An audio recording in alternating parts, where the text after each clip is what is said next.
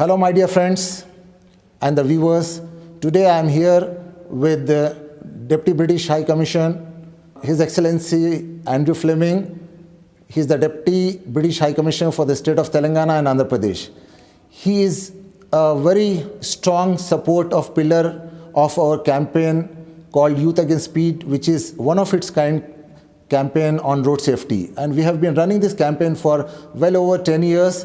And as you all know, we have started this campaign after I lost my 16 years old son in a road accident. And also I had lost my nephew, the son of Mr. Muhammad Azharuddin, in the same road accident. So today I'm here with Mr. Andrew Fleming.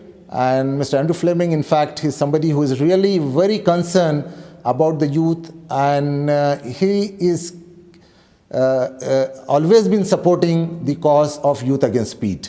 Thank you. Very good evening, and we are really honored to have you today on our show on the road safety. Pleasure.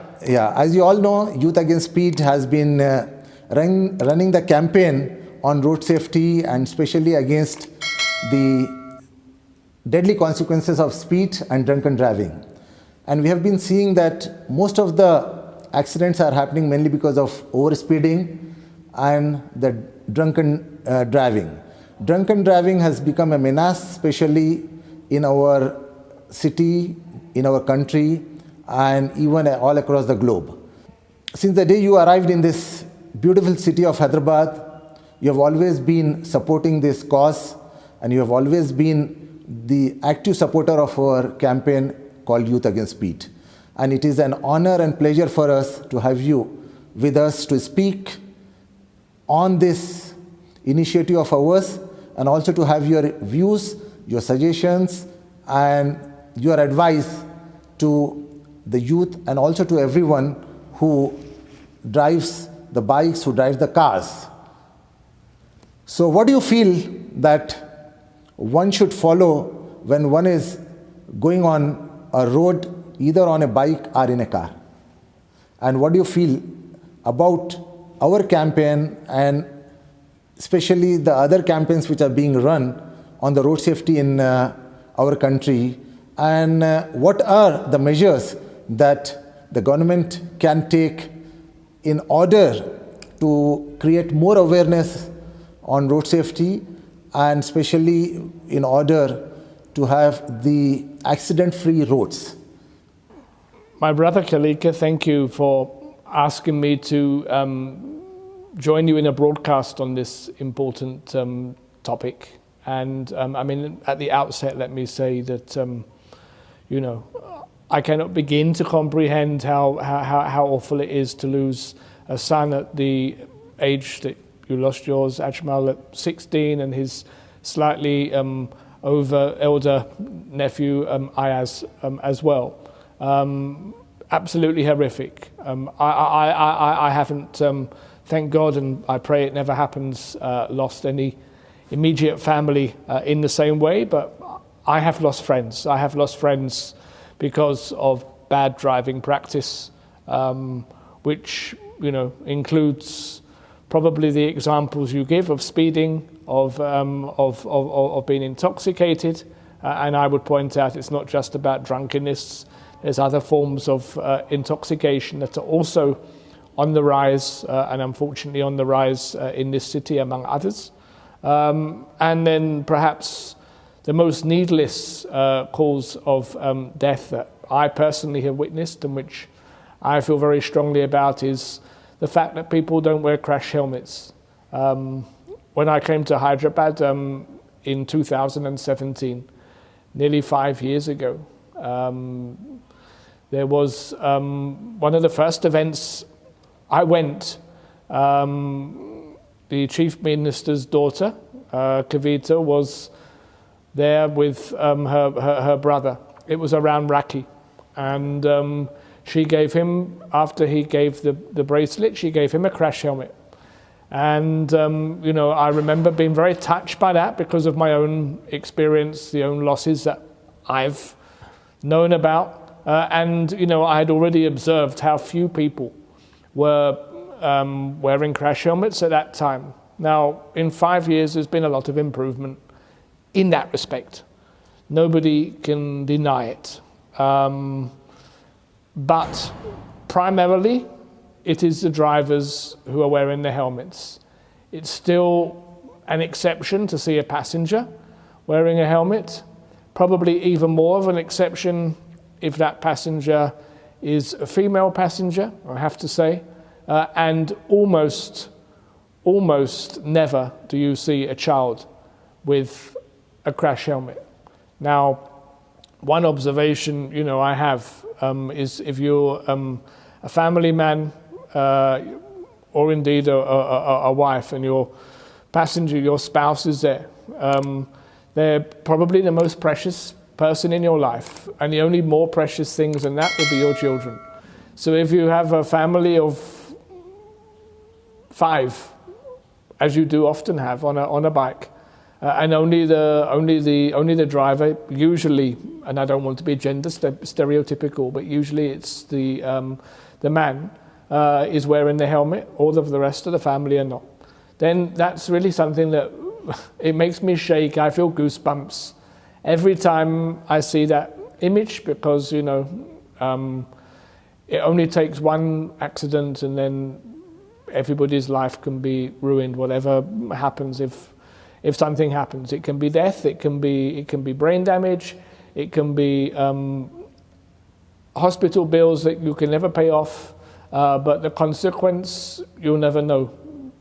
Please try not to find out. It doesn't matter how much you have to pay for a crash helmet. It's a life insurance policy you should never go out without. That's one thing I would say.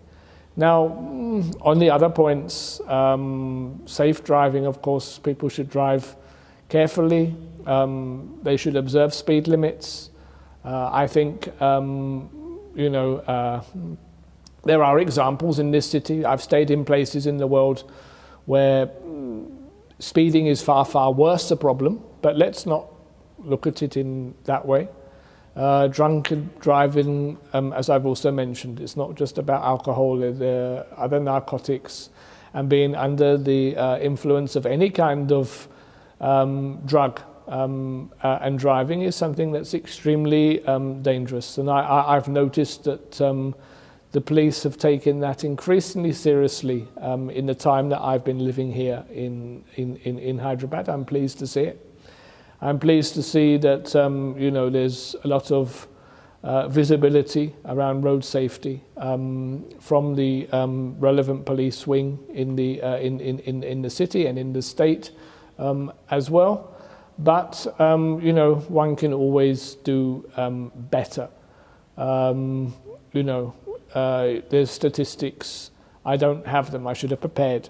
There's statistics on how many road traffic accidents there are a month, a year, whatever. I believe a negligible improvement has happened in the time that I've been here. But frankly, you and I both know even one death is one death too many, and one death that can be probably avoided by driving at the appropriate speed, not driving under the influence of any form of drug, and if you're on a two-wheeler, wearing a crash helmet, if you're in a car, wearing a seatbelt, and if you have children in the car, ensuring that they also have seatbelts. Now, I remember as a child, in growing up in South London, we didn't have seatbelts in the back of cars. My parents were pretty strict when I was little that I had a chair when I was in their car, but sometimes we went in other cars and there was nothing. Unfortunately today you call an Ola, an Uber or whatever, and the same is there. There's nothing. I think again that is a huge risk. It takes one accident and anything can happen, like I've said. So I do hope that is something that is a priority to see addressed.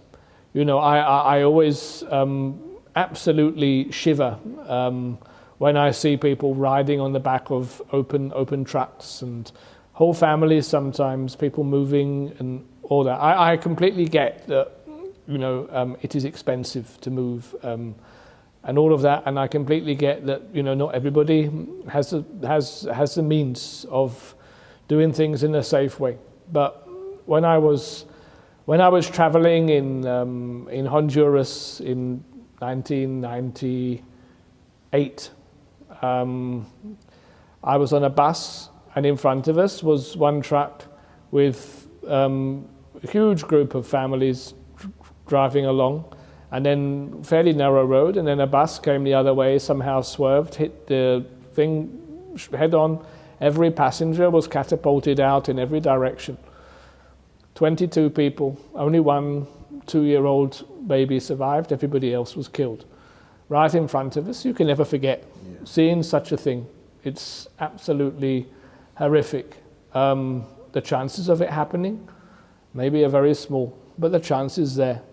And I'm not somebody who's very keen on gambling and so on, but I wouldn't want to take a chance with anybody's life, quite frankly. So, having seen that, I'm really, really worried when I see the same here. I'm really passionate to try to encourage people to practice safety. In my country now, the UK, there has been increasingly strict legislation, which has been in place now for most cases for a number of years. Wearing a crash helmet has always been there for motorbikes in my lifetime. It wasn't there in every country in Europe when I was younger, but now I think it's universally existing.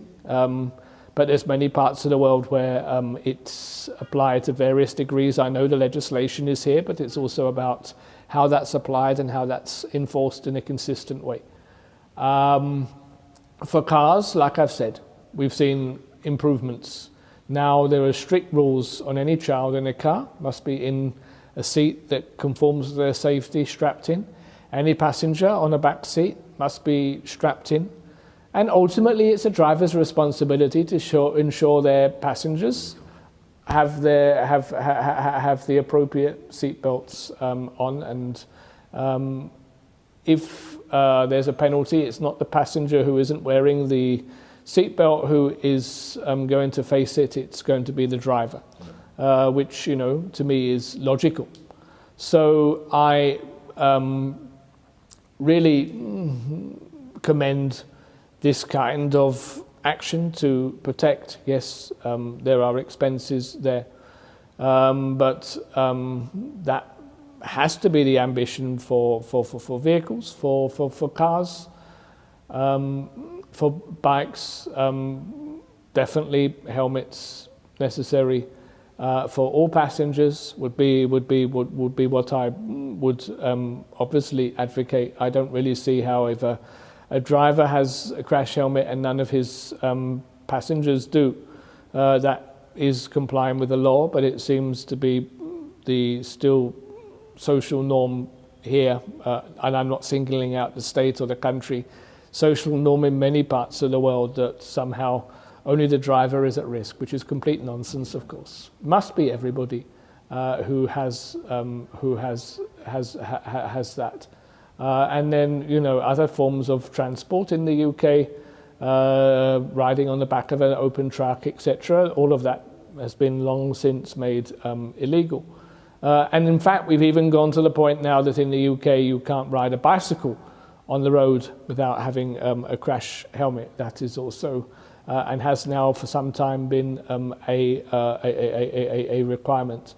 And again, one that I commend, and is one of the reasons that I haven't been out riding on my bicycle, because unfortunately my crash helmet was one of the items of luggage that got lost when I moved here from my last posting in Nigeria. So all of these factors, I think, really matter.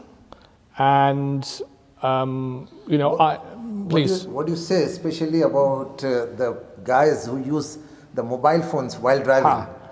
Mobile phone use, I mean, it's another thing. It should be zero tolerance. And I know that, again, legislation against zero using a mobile phone is there here. There's plenty of warning signs up. Even the one in road number 3, just around the corner from here, often has a thing about mobile phones up there. But people blatantly don't follow it. Follow it, exactly. Blatantly don't follow it, and it doesn't seem to me that it is enforced in any fair, consistent way at all. But Hyderabad Traffic Police has been doing a phenomenal job, especially in curbing the road accidents and also in educating the people on road safety. Yes. This is one thing I think, especially what we are seeing in this last 7-8 years.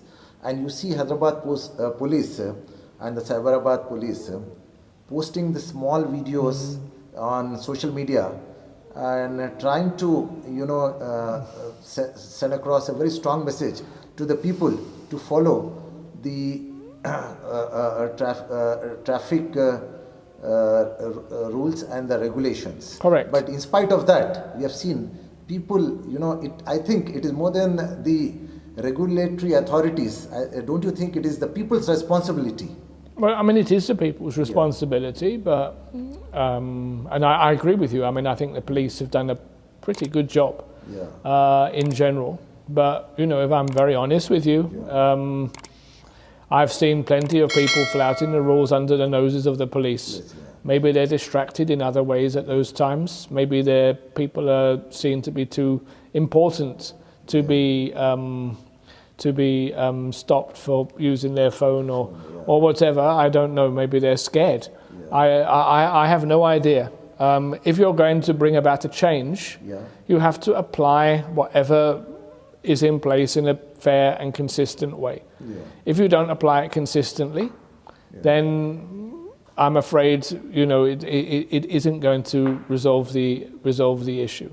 Definitely the deterrents that were brought in on wearing the helmet helped, but as I say, we can go down the road to Road 14 now, and I can guarantee that 9 out of 10 bikes that come past with a passenger on, the passenger will not have a crash helmet. 95 out of 100 plus bikes that come past with a child on, there'll be no protection for the child. Exactly. I can guarantee it. Now, as far as I know, the legislation applies to people who are on the bike. The pillion rider too. Anybody who's on the bike. Who's on the bike, absolutely. That's and there probably is also a safe number of people that should be on a bike. I hesitate to say what that is. I'm not an expert. In the UK, you wouldn't be allowed to have more than 2 people on a bike. Here, I absolutely understand the economic factors and other things are different. The speed at which people drive is also there in these very short school journeys. But what they need to realize is the importance of lives. Because in case of accident, because no one can predict an accident. But when an accident happens, we have seen if a family of 4 is there on a bike, then you are putting the risk of all the 4 people, the lives of all the 4 people at risk actually. Every time. So that is this thing. And now tell us something about your journey from a child to a bureaucrat and then to a diplomat. Because that probably would be quite an inspirational story for the youth over here. Okay, it's a completely different topic. But I know. But we thought that let us try to, I will share my story a little bit. I spoke a bit about my childhood and riding around in cars without seatbelts, which I've never allowed my children to do. I know. As a child, I'm neurodiverse, so in my case it means I have a dyslexic and dyspraxic profile. But when I was a child, that wasn't recognized. It wasn't known to be a particular problem, and therefore I found it very difficult in school and to socialize with other children of my age. I was subject to bullying a lot, as a result, I had not very many friends. I mostly made my own company. I was an only child in any case. I think looking back, I was probably quite obsessive about certain things as well. One of them, interestingly enough, was the world. By I think 3, I could name every country. By 4, I could name every capital. By 5, I could draw every flag in the world. By then, of course, there were a lot less countries than there are now, because we still had the complete Soviet Union and a few other countries which had subsequently divided up. But I knew all of those things, and I had a complete fascination with maps and anything else that could tell me about the world, and I always felt I wanted to explore and do that. When I was 11, I remember very clearly one day I went to my school, primary school, last few weeks in that school, and we had a session with our head teacher. That head teacher, she came and she told all the children what she thought they would do when they grew up. So she said, "Oh, well, Tony, I think you're going to be a very good policeman, and Julia, I think you're going to be a wonderful teacher," and so on and so on. And then she came to Andrew and said, "Andrew, you'll be lucky to find a job picking rubbish," which really hurt me when I was 11. But actually now I look back, and as some people have pointed out, maybe that is something that was a point in my life that turning point made me change the way I looked at things. When I went to my secondary school, because of the bullying, my parents sent me as far away from my home as they possibly could. We weren't a very rich family, so I had to go to a government school. But we went to from a very small school to a very big school. I had 2 classes in my primary school. In the secondary school, there was 8 classes, and also the classes were streamed. So the most bright children with the best potential were in the top class, and those with judged to be the least. And I never want to refer to anybody in a negative way, but with the least potential will be in the lowest class, based on the core academics, maths, English, science primarily. So they were calling out these names, and I was sitting there, and there was 240 children there, and in the end I was sitting there, only 30 were left, and I was sweating, and my God, they've sent me to this school, I'm not even on the list to be here. There was a big fight to go to school so far away that my parents had to have. And then they called my name to go to this class, and I couldn't understand why they'd even done that. So I went to this classroom, and I remember for 3 months I sat in this classroom. Every time the door opened, I was convinced someone was coming to say, "Oh, we've made a mistake. Andrew, you need to come with us. You're in the completely wrong class. You should be in the bottom class." That is the esteem I had for myself. So after 3 months, I was very shy. You can't believe that now, can you? I was very shy, and I asked the teacher, I said, "Why am I in this class?" He said, "Because you scored so highly in your 11 plus exam." 11 plus exam primarily is some mathematical questions and some multiple choice, A, B, C, D. I scored very highly in that exam. I was never stupid in the way that I was made to believe in my primary school and treated. Luckily, this teacher believed in me, and then he managed to get me help to deal with the things that I couldn't do. I couldn't write in a way anybody could read. Even me, I couldn't read my own writing until I was 14 or 15. Okay. But I got the help to begin doing that, and he made sure that I was kept at this higher stream level, even though some teachers said that I should be dropped down because I couldn't read my writing, but he always argued in my back. So sadly he's passed away, but I never forget him, and I never forget the teacher that dedicated 4 years of her own time to help me writing and so on.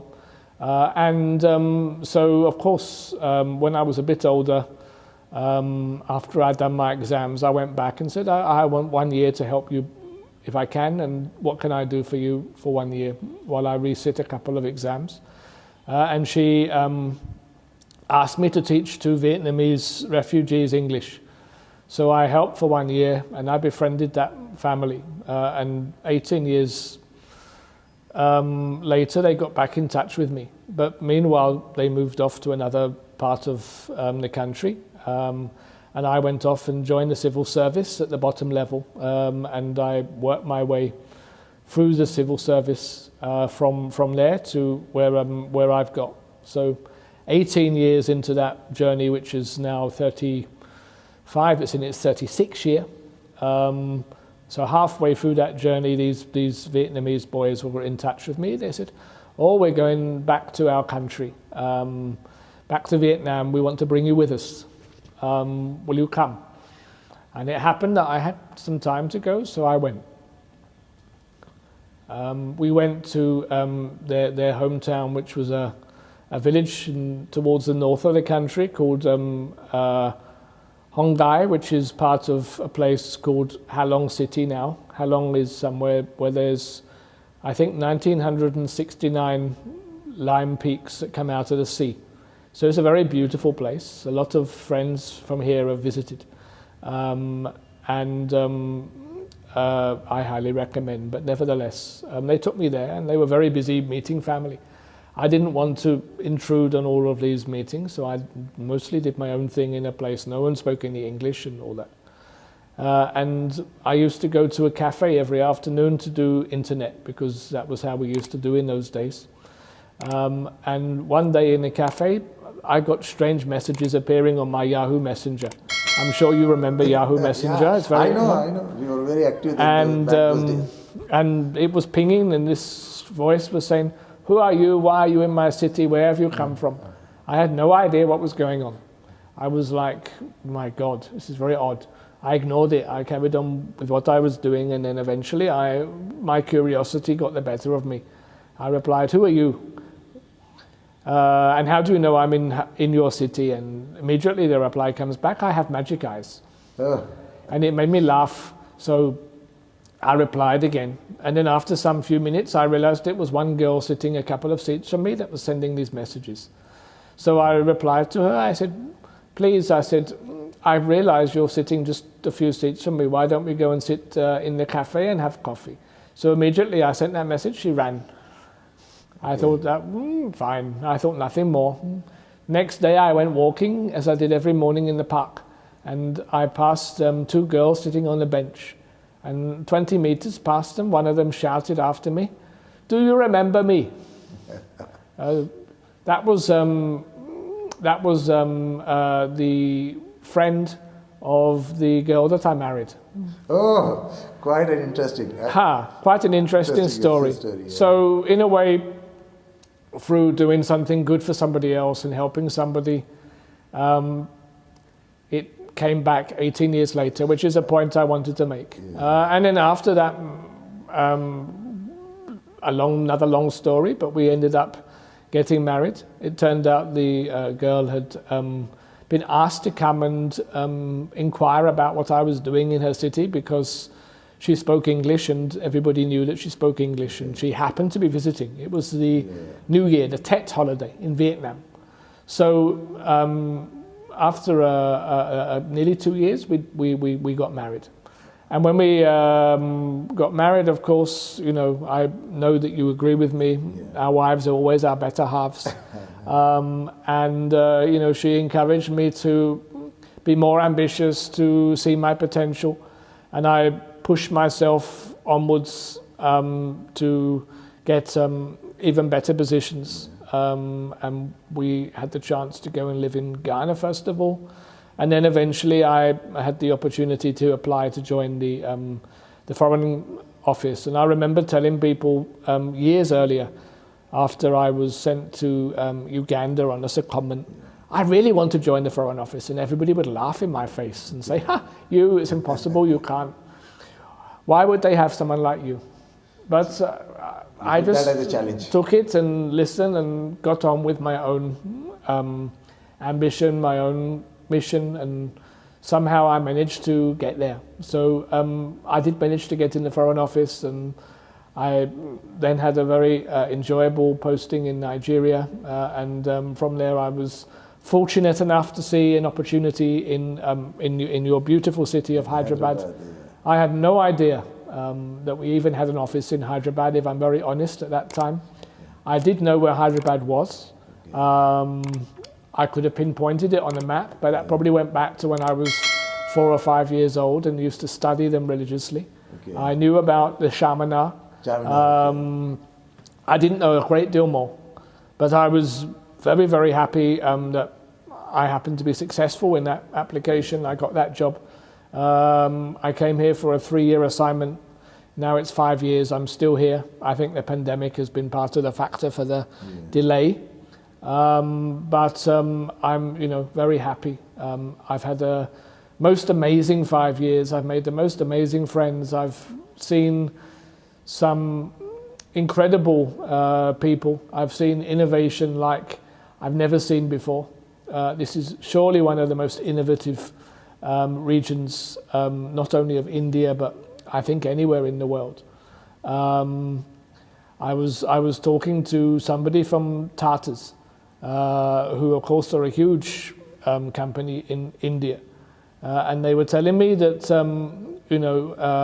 when they're recruiting young people every year, 1 in 3 young people they recruit come from the states of Andhra Pradesh or Telangana, which is a reflection of the potential of these states and the particular qualities that they're looking for. So there's something about the Telugu people that really cuts them out to be innovators, just as I would say my previous country, Nigeria, it has more entrepreneurial women per head of the population than any other country. That's one of its statistics. So they're a nation of entrepreneurs.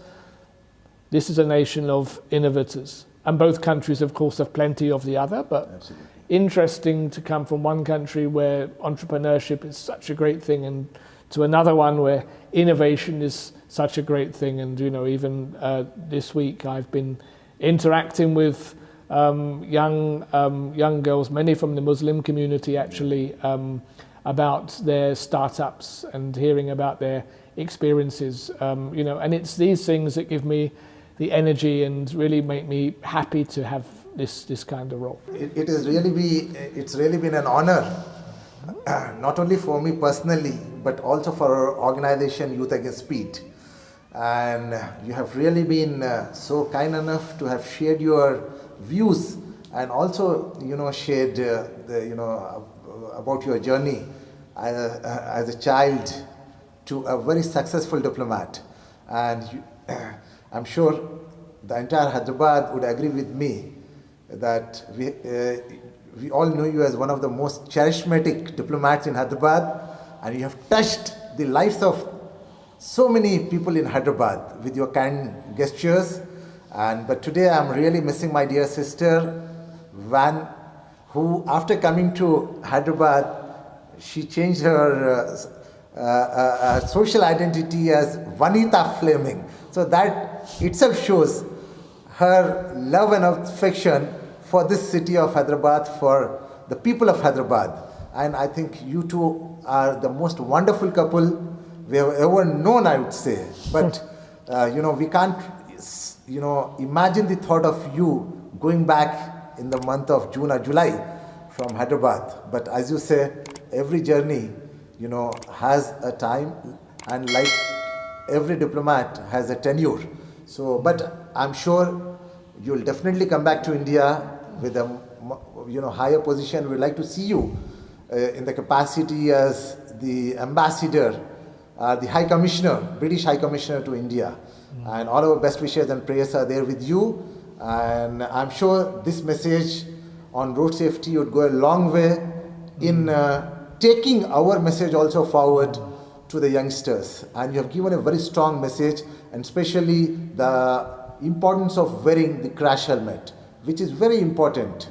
And then again about the seat belt, and a last word from you on road safety, and then after that we'll close this. Well, thank you very much, and inshallah I will come back to India many times in the future. In what capacity, I know not, but I have too many friends here to imagine that I won't. And I just really hope that all of those friends will heed at least some of what I say when they're out and about in practicing their safety, practicing the safety for their families, and setting an example to the wider citizens of Hyderabad, of Telangana, and indeed of the entire country. Because, you know, I don't think there is another way in which you would put your most cherished possessions at risk than you do when you get on a bike without a crash helmet, or have your family on your bike without a crash helmet while you're protecting yourself, or driving recklessly, whether or not you have somebody on the bike with you or not, or even contemplating to drive under any kind of influence, or even if you have any kind of medical condition that would impede your reaction. And I just hope that people can remember those few safe things. I think Youth Against Speed is a fantastic organization set up as a fantastic legacy and memory of a much cherished and loved son. You know, I hope and believe that it has, and mashallah, will always continue to help educate and guide the young people of this city and of this beautiful country to do the right thing when it comes to road safety for themselves and for their loved ones. Thank you very much. It has been a pleasure having you with us, and we look forward to doing many more chat shows with you in future. And this time we have done on a road safety. Next time probably we could have another interesting topic. Anytime. Yeah, and especially when your dearest wife, when your beloved wife comes back from UK. Thank you very much. Thank you. Thank you.